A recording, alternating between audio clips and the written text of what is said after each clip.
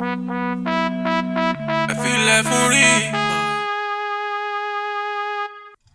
orí o, ṣe bá dé orí o, làwa fi mọ̀ bá ilẹ̀kẹ̀ ọrùn la fi máa wọ́n joyè. Ẹ̀yin ọba aláṣekù àwa rántí yín, ọba aláṣekù àwa rántí yín, gbogbo ọba aláṣekù àwa rántí yín, aláṣekù àwa rántí yín, ẹ̀yin ọba aláṣekù àwa rántí yín, ọba aláṣekù àwa rántí yín, ẹ̀yin ọba aláṣekù àwa rántí yín, ẹ̀yin ọba aláṣekù àwa rántí yín, aláṣekù àwa rántí yín.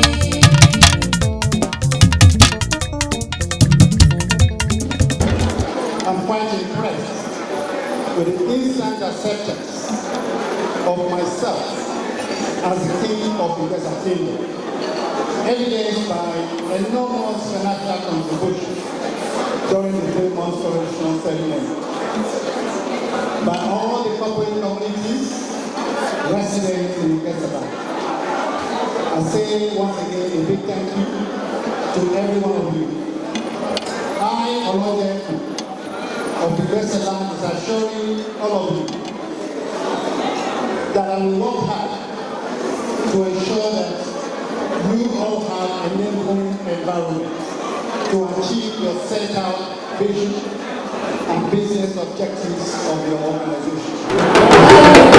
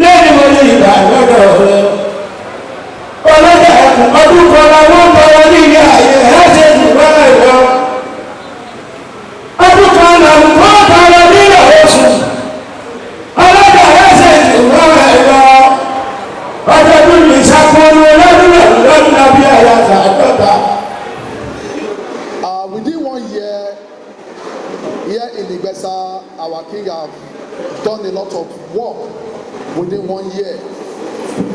For some of us that are within this community, during this 1 year, we have about 4 laudable projects that are going on the same time. So I'm using this opportunity to thank our KBC once again for what he has been doing within the community. What I will just say is that son and daughter of Igbesa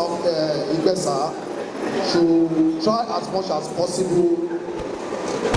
Let's work with KBC so that we can make Igbesa. After the passing of the former king, which is Oba Abdul'Azeez, it has been abandoned and it has not been used at all. So with this case, we have to work on it. We have a lot of walls falling. We have a lot of things happening in that place right now. It's not a place where we can house anybody as we are speaking right now. And then we need a space, a very good space that we can call our secretariat as a community. We can call our historical building, historical structure as a community, which is Igbesa.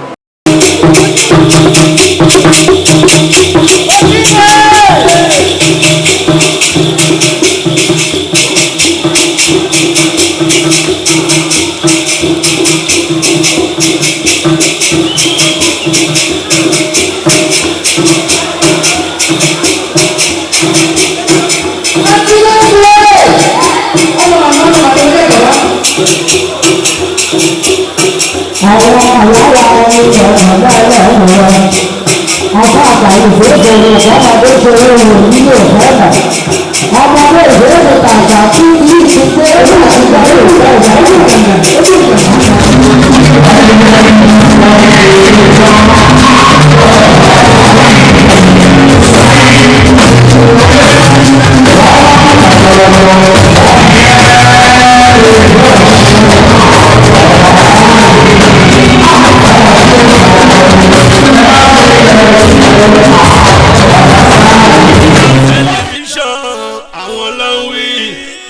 Amọ́ká tẹlifíṣàn àwọn ló ń sọ.